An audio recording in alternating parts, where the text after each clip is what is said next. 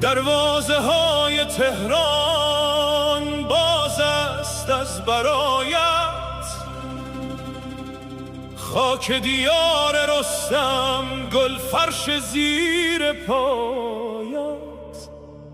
از مرز آشنایی پیچیده این صدایت،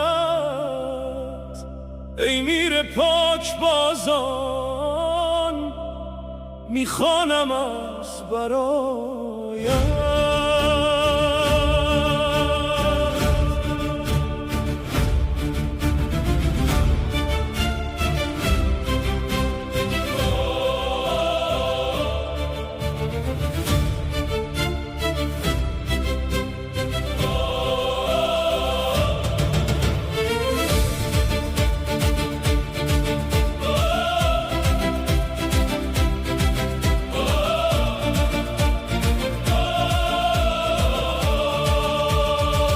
از کشور برادر پیک صفا رسیدی، در آسمان وحدت نور خدا دمیدی.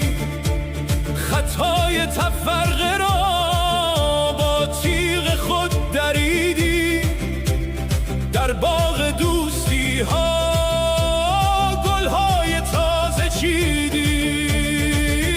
خوش آمدی به تهران ای میر و هم قطارم، تویی سپه سالار دیار دوست دارم. برای حفظ این مرز همیشه در کنارم، برادر دلاور امید روزگارم. پیوند ما قطور است با ریشه های ایمان، یک سو شکوه لاهور، یک سو جلال تهران. ما هر دو هم مسیرم در امتداد طوفان، با هم قدم گذاریم در راه حفظ پیمان.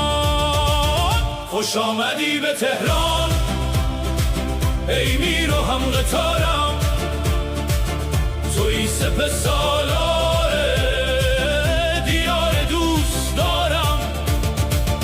برای حفظ این مرز همیشه در کنارم، برادر دلاور امید روزگارم. شعر بلند اقبال در سینه ها نشسته، دشمن ز وحدت ما در وهم خود شکسته. این دست های یاری ما را به هم ببسته، زنجیر کینه توزان از هم شده گسسته.